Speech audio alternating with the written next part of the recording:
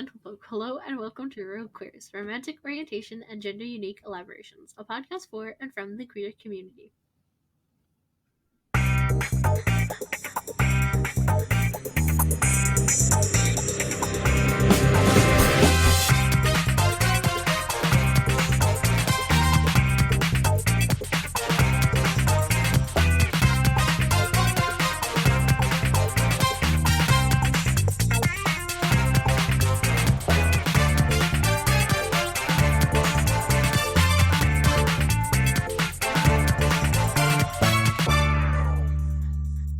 I'm Durian. My preferred pronouns are she, her. And I'm Quince. My preferred pronouns are she, her, and we will be your hosts. Today, on our Queer 101 segment, we will be discussing consent. Content warnings for non-descriptive mentions of pedophilia, rape, and abuse. If these make you at all uncomfortable, we will give you a mark to stop listening. Now, we want to clear this up before we did anything else. You'll probably hear us tell you throughout this podcast that all identities are valid. We are refuting this. Rather, we want to clarify that whether consent is possible or not, and whether the identity has anything to do with gender or attraction plays a big role in whether or not an identity should be considered LGBTQ+. Here is the mark. For those of you who may be uncomfortable with the topic mentioned earlier in the episode, also, if you haven't had sex education class yet in school, you might want to skip out on the rest of this episode, just to be safe. Feel free to leave now. Listener discretion is advised.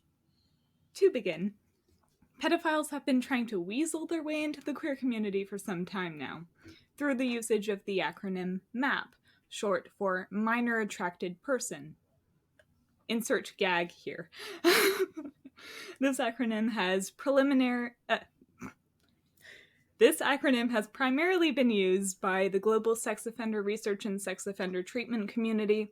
Some pedophiles believe that if they get recognized as a part of the queer community, they'll be protected under minority rights from their crimes. Any minor attracted persons don't count as LGBTQ just for being a minor attracted person. No consent is possible in this situation, nor does it have anything to do with gender identity or attraction towards certain gender presentations. It most certainly is not considered a queer identity. To act upon it is a crime. Please take a look at all the links in our show notes to learn more about the complexities of the situation concerning the origins of this acronym and the flag attached to it.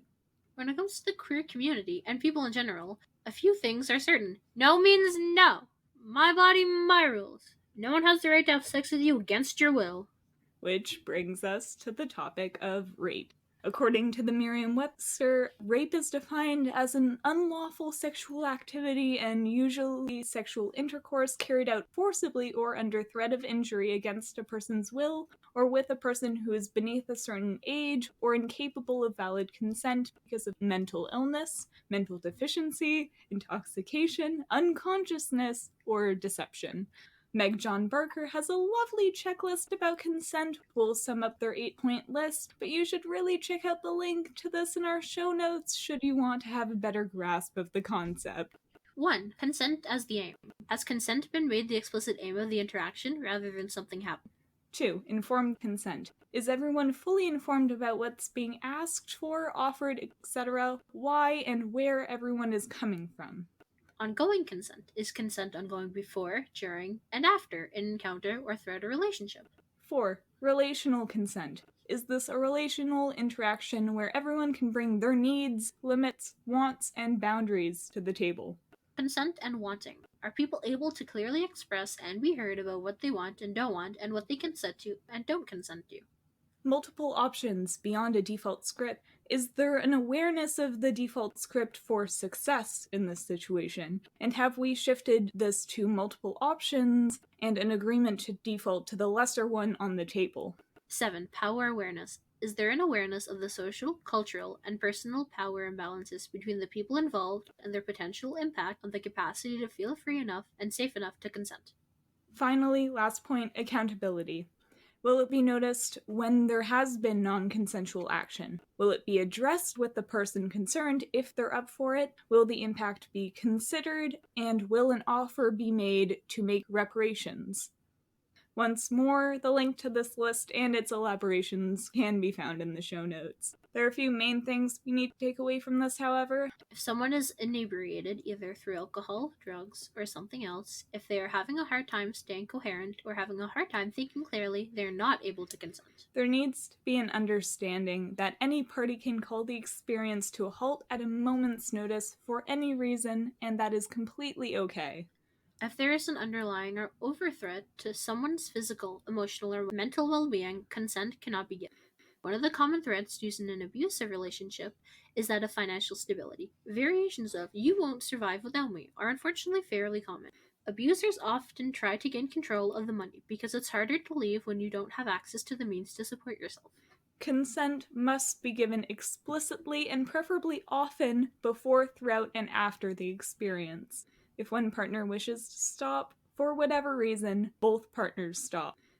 This is why safe words are being normalized. A safe word is a word agreed upon by both parties that can be used as a signal to stop or pause whatever experience was agreed upon. One common safe word system is the traffic light system, green meaning go ahead, yellow meaning wait, and red meaning, you guessed it, stop. The dismissal of the use of a safe word is the dismissal of the consent of the person asking for the experience to cease. Now, this is just something we covered in sex education, but I'm sure there's something more on the topic to be found if you look for it on the internet. Contrary to popular beliefs and the rules of mainstream media, there are male rape victims. All kinds of male rape myths are responsible for delayed treatment seeking and perpetuating stigma.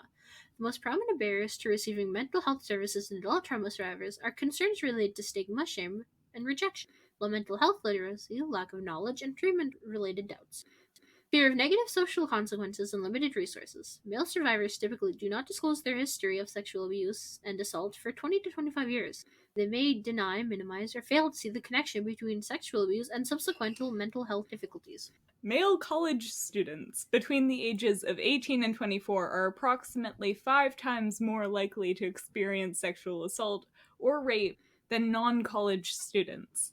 1 out of every 10 rape victims are male. That is so sad. It's horrific. That's heartbreaking when you think about it. Especially when you consider that university students are 5 times more likely to experience sexual assault, and 1 out of 10 rape victims are male. When you pair those together, that's just not...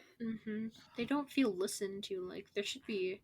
People should take it seriously, but they don't. They think it's like a joke or something. And it's not. It's really not. It's the very serious topic, no matter what your gender is. I mean, we had to give a content warning at the beginning of this. Yes, this is how serious this is. And we're not even going into detail about this. We're scraping the surface, but still, it's like a difficult subject for a lot of guys because they don't recognize that, oh, this is normal for them. Their emotions do not get validated or stuff, but that's not okay. It's really not, especially because they are human beings.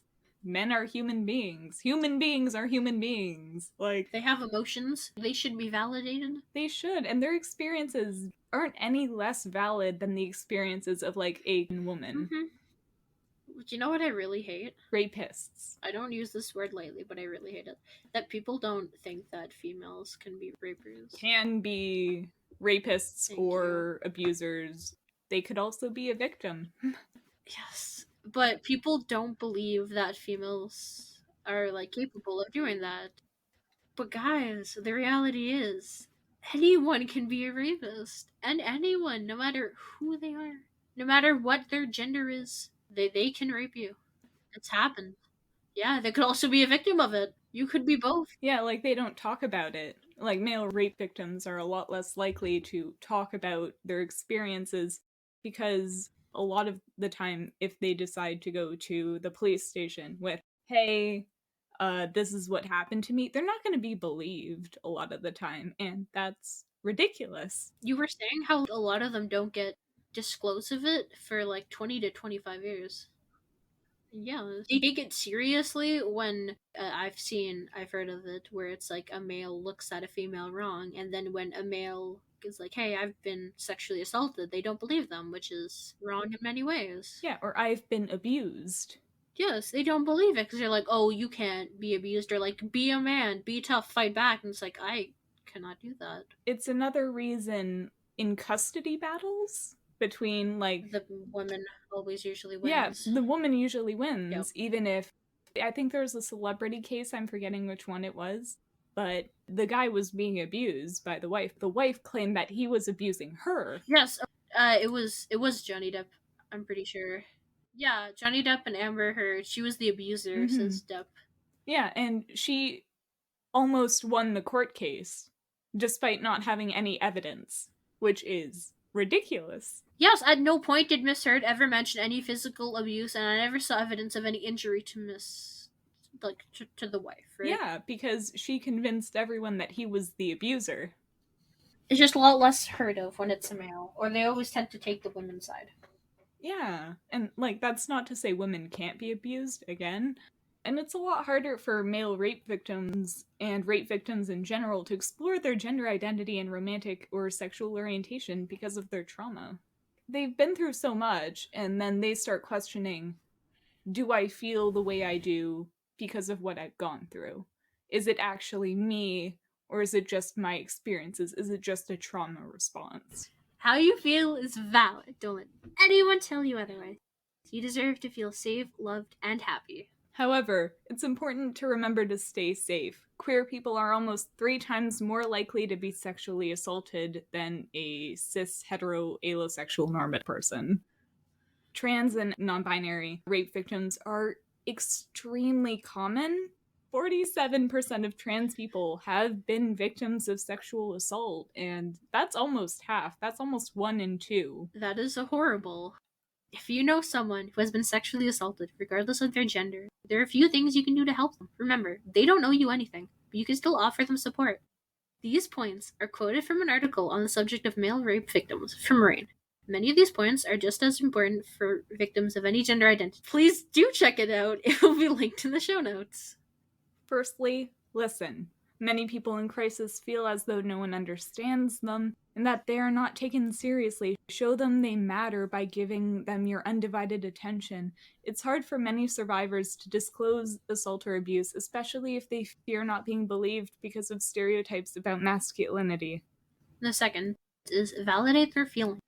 Avoid making overly positive statements like, it will get better, or try to manage their emotions, like snap out of it, or you shouldn't feel bad. Make statements like, I believe you, or that sounds like a really hard thing to go through. Next, express concern. Tell them in a direct way that you care about them by saying something like, I care about you, or I'm here for you. Another thing that you should just not do. Do not ask about details of the assault. Even if you're curious about what happened and feel that you want to fully understand it, avoid asking for details of how the assault occurred. However, if a survivor chooses to share those details with you, try your best to listen in a supportive and non-judgmental way. Finally, provide appropriate resources. There may be other aspects in men's lives that could limit their ability to access resources and services after experiencing sexual assault or abuse. For example, trans men may face barriers when navigating medical care, or Black men may have concerns about reaching out to law enforcement. Be sensitive to these worries, and when supporting a survivor, try your best to suggest resources you feel will be most helpful. Moving on. Emotional abuse is unfortunately very common in toxic relationships, and it can easily snowball out of control. Firstly, one big issue is with guys who are being emotionally abused. There have been cases of abusive partners threatening to take away their consent after the fact in order to frame the victim as a rapist. This is not okay behavior. But unfortunately, in these kinds of situations, authorities are much more likely to believe the abuser. On the part of the abuser, this can lead to threatening to kill oneself or to go to the police with unfounded allegations of rape or abuse with the goal to emotionally manipulate someone into doing what they want. This is extremely harmful and toxic, especially to those who are actually going through or have experienced similar scenarios. We do not, absolutely not, support sexual assault or any kind of abuse in this household. Nope, all positivity and rainbows here. Yeah, literally. We're very gay. We're very gay. Yeah, even with a topic this dark, somehow we're still making it sparkles and rainbows and sunshine. Oh gosh. No matter what, proper consent and communication is key to any relationship, even if you're only asking for consent to give someone a hug. It is so important to be respectful of people's boundaries. Can I go like a little off topic real quick? Yeah, no, absolutely. There's been times where like I'm at a family gathering and like a lot of my relatives want to give me hugs and I'm not completely comfortable with that. But they just don't care. They see it as just me being like neglectful, and I'm like, it's not you. I just don't feel like comfortable. Yeah, and Does that happen to you as well? I mean, that's a problem with a lot of neurodivergent people, and definitely, I personally have a hard time with hugs every now and then. And when I do, I tend to let people know, and sometimes they listen, sometimes they don't. We have a certain anime loving friend who does not respect people's boundaries. You know who I'm talking about. Yes, I thought of them as soon as you said anime. I'm like, yep, okay. They like to ambush people and hug them suddenly without warning and without consent. But sometimes that's not what people need. Sometimes No. someone doesn't need a hug, they just need someone to say, hey, I respect you, I'll give you some space. Exactly. Sometimes it goes a long way, guys. It really does. And not just with neurodivergent people. Now for the recap. Let's invite our emotional support lesbian honeydew for a final little palate cleanser. Ooh, ooh, I'm here. Yeah, come on down. Let's go. Welcome her, everyone. She's amazing. So I do believe you have a palate cleanser for us after this dark, dark, dark episode. Absolutely. So for a palate cleanser today, I'm going to bring you a fun fact. I mentioned that it was about pop culture to Quince a little bit earlier, and she was a bit nervous about it. But don't worry. So my fun fact today is about The Prom, the musical. Love this musical. Ooh, I know this one. Yes. So the fun fact that I have for you today, I actually have like two. The first one is that, so the premise of the musical centers around two leads, Alyssa Green and, oh wow, now I can't even remember. Emma and Alyssa, who are played by Ariana DeBose, who plays Alyssa, and Joellen Pellman, who plays Emma. Initially, the person who was cast to play Alyssa was Ariana Grande. Ooh. Oh. Yeah, and it's quite interesting because I don't think Ariana Grande has ever come out publicly, but has hinted at potentially being a member of the queer community throughout her career in different songs, different Twitter posts, and has kind of been a bit vague about it. But I recently read an article that was talking about how she was actually initially cast in the role and had to back out last minute because of a commitment to her tour. Oh. Well, even if she isn't queer, we stand an ally. Absolutely, we stand an ally. And it's a beautiful, beautiful thing to participate in a musical or in a role that is a member of the queer community. Honestly, yes. Yeah, as an ally. This might be a further episode, but there are some accusations sometimes with those kinds of things of queer baiting.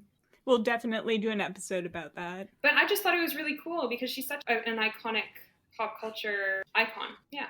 Thank you so much for listening, and thank you, Honeydew, for that amazing fact. I cannot wait for next time.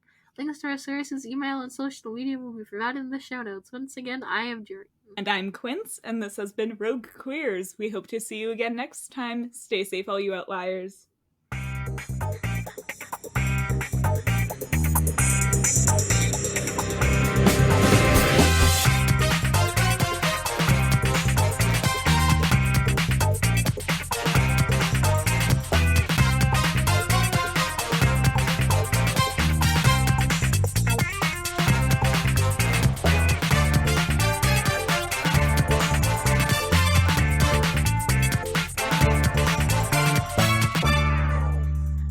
We'd like to thank our emotional support lesbian Honeydew for her constant help and support from behind the scenes, and in this episode, in the scenes, which might become a more regular occurrence, along with the lovely people behind the Shine Grant who helped us get this podcast off the ground. Our theme music and social media can be found linked below.